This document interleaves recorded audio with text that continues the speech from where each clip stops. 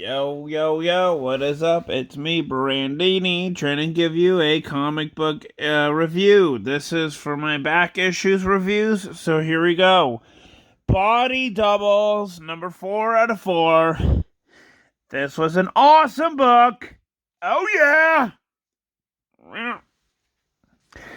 My God, this was an awesome book because it is freaking awesome.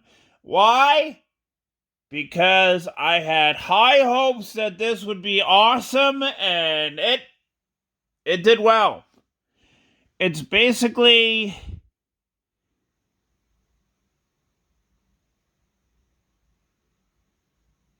I have no idea what it's basically, but it was pretty awesome.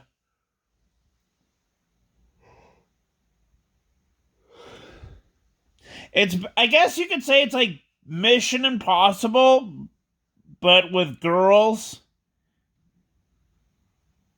I would definitely say that. And I really like the way that they draw Wonder Woman on the cover. It's pretty awesome. You know, it's pretty, how should I say it, 2000-ish? Oh, yeah.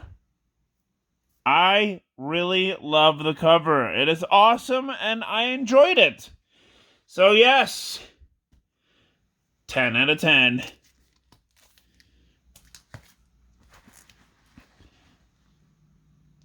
This is my second book that I have here for back issues, and it is Major Bummer! Bummer! The first in-action hero. Major Bummer! Bummer, dude! I freaking love this. Why? Doug Mahnke drew this. And I freaking love Doug Mahnke's artwork. It is just fucking awesome. I love how he draws veins with fucking muscles. Yes. And look at it. That whole cover is a major bummer, dude. Bummer, dude. Freaking love it.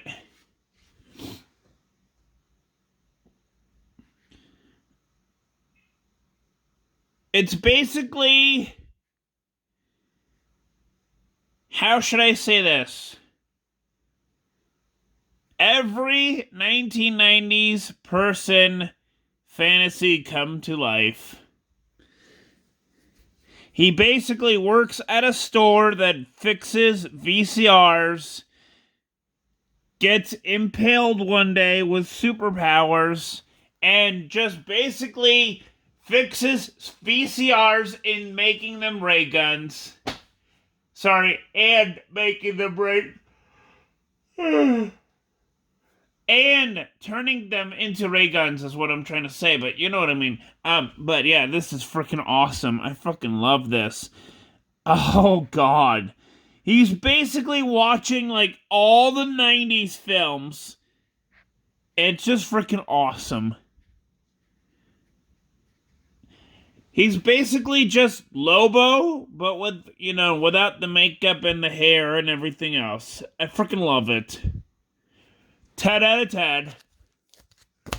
Supergirl!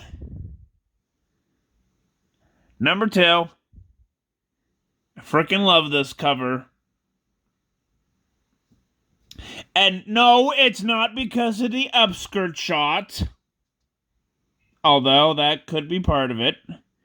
But my major favorite part of this cover is she is just wanting to go ahead and kick the antagonist and just, beat him into smithereens. She's got that, warrior-esque, raw kind of thing, raw kind of face. And action, body language and all that. Freaking awesome. Yeah, this is freaking awesome in my own opinion. I really enjoyed this cover. It's pretty awesome. That I will say.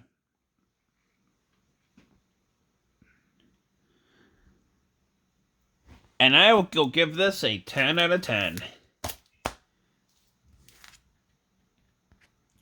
Lobo! I quit. Bullshit. That's all I have to say is bullshit. Because we all know that Lobo is not gonna quit smoking a stogie. Sorry, a cigarette. And the reason he quits is because he has a harmonica in his lung that he basically throws up later on in the issue. And it is just freaking awesome. I love Lobo. I love him so freaking much. And I'm excited that DC movies are going to be doing something with this awesome character. Fuck yes! Yes! We need this! Oh, God, yes.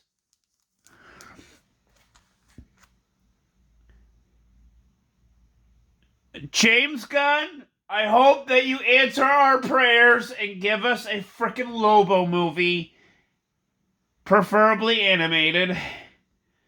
Please. Because this comic book is frickin' awesome. And you know what's funny? Lobo actually beats up the doctor for telling him that he has cancer. Yeah, that's freaking awesome. It's basically what it's basically what people want to do when they have cancer. It's just to beat up the doctor for telling them that. And he actually does that. And it's freaking awesome. 10 out of 10, baby. Sorry. The Young Stars. Sorry, I meant to say All Stars. The Young All Stars. This was a very, very good book. Very good issue.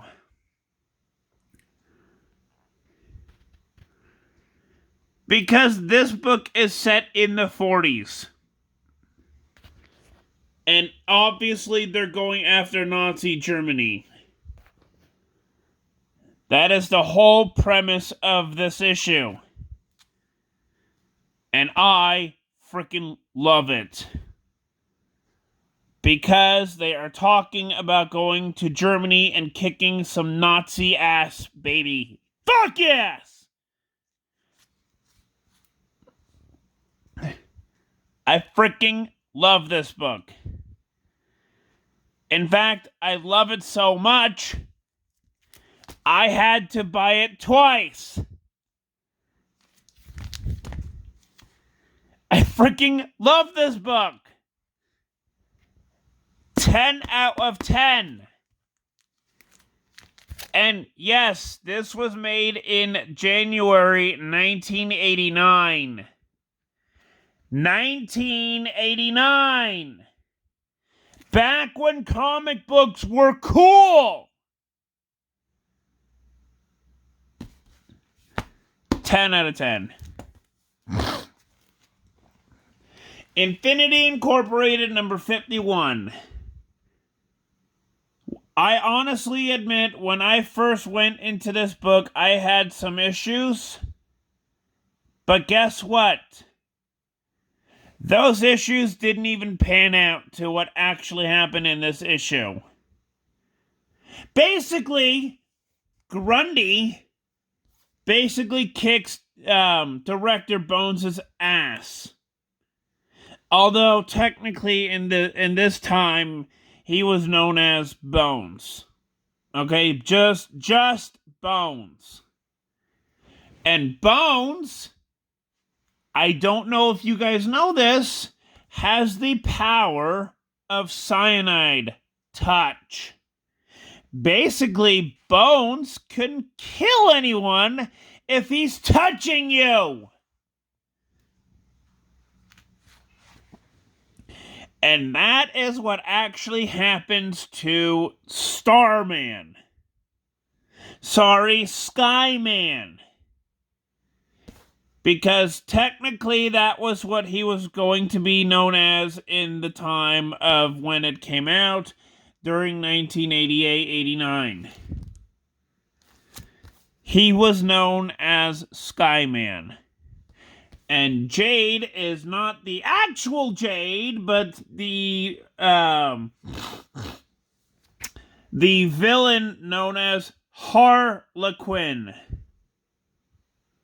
Not Harley Quinn, but Harlequin.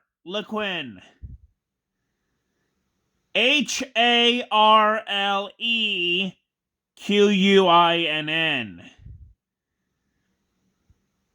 Harlequin. And I freaking love this book. This has some of the best art ever in modern day comic books. Some of the best art in comic books.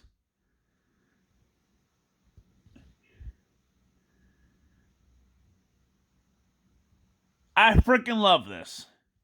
10 out of 10.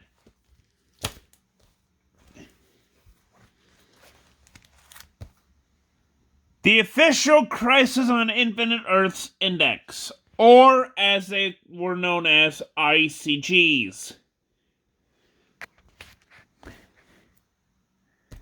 This is not an actual comic book. This is basically what goes on in the back end of the comic book once you get a trade.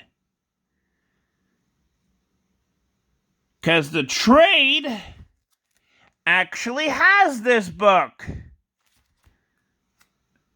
Yeah, if you buy any trade for Crisis on Infinite Earths, I'm sorry, but this will be in it. It is an index page. Sorry, an index comic book. It basically tells you what happens and basically gives you the scene of what goes on and how characters are supposed to be developing and, la la la la la. It's basically like a movie script for comic books. Just, imagine it as a movie script for comic books. That's basically what this is. That's basically what the ICG Index comic book is for this. And I gotta admit, I really loved it.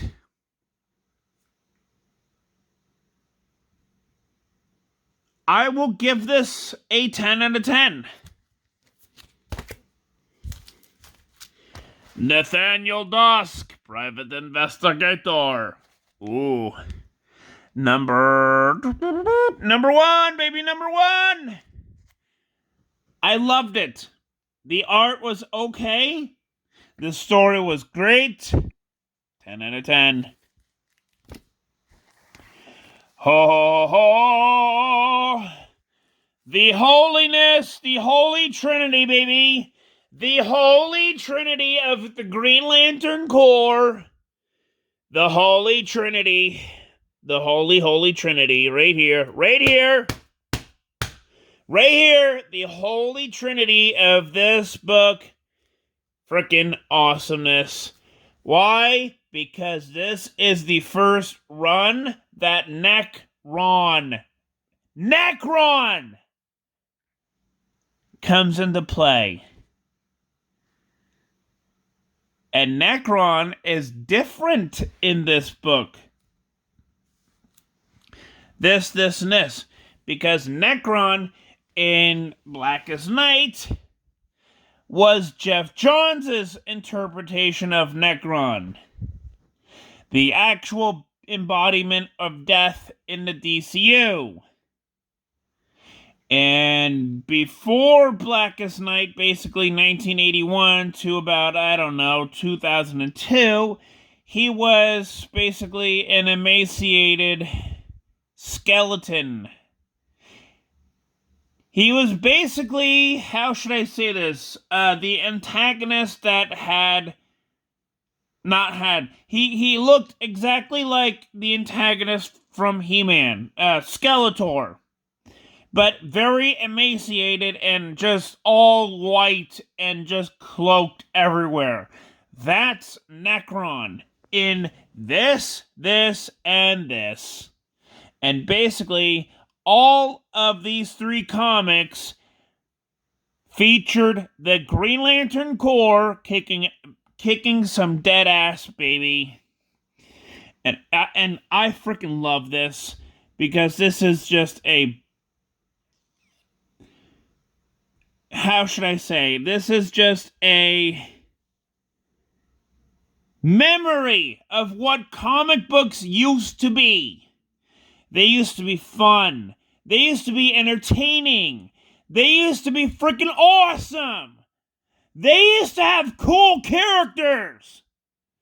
But now, they suck. More on that later on today or tomorrow. 10 out of 10. 10 out of 10. Definitely 10 out of 10.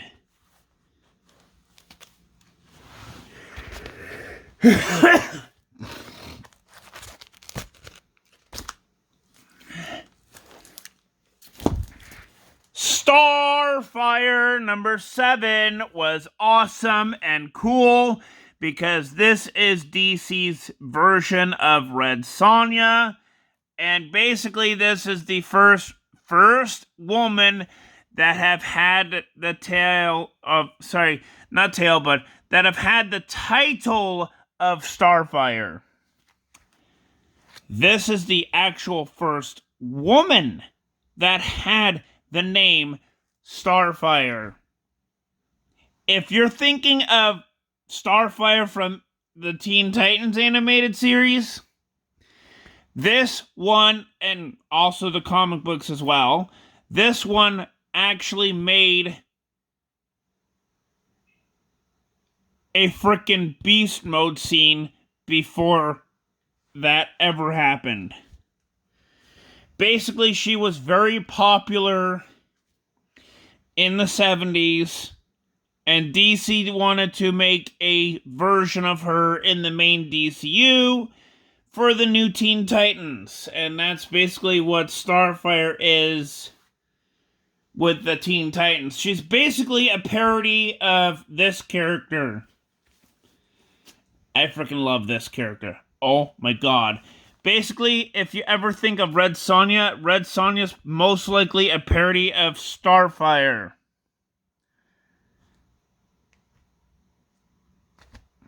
But I freaking love this. 10 out of 10, baby. 10 out of 10!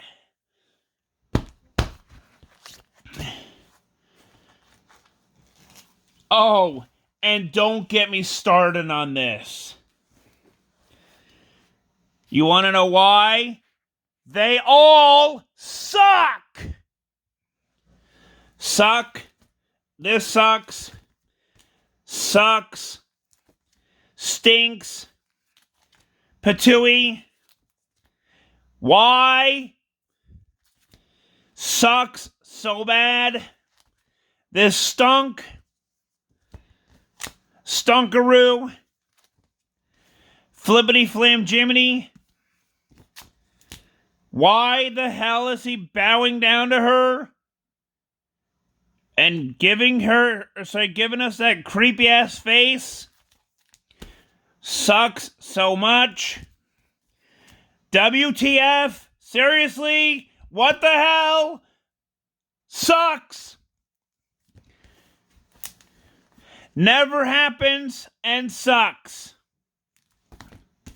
Stunk. So freaking much. I was completely baffled. Oh my God. Infamous moment here. Mary Marvel uses an Orgasmo pole. If you have ever seen Linkara talking about it, this is the issue that happens in it. And this was cringy as fuck. And it still is. Stunk so freaking much.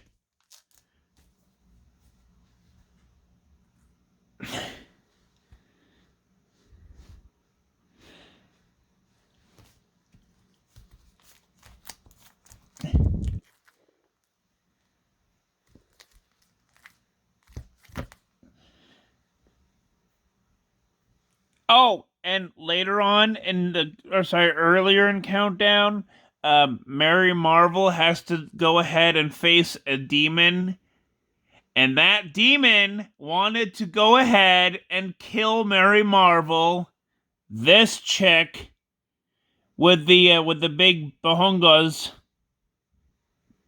Don't know why, but early 2000s comic books. Here you go. He wanted to go ahead and suck the digested waste from her intestines. All because it was a stillborn demon that just wanted to go ahead and screw with Mary Marvel.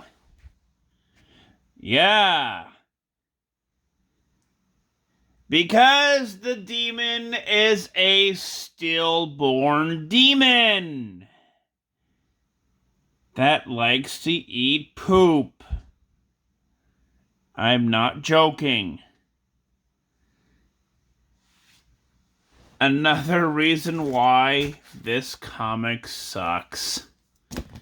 Stunk so bad, I can't even describe the feeling that and yes, I had to buy this twice.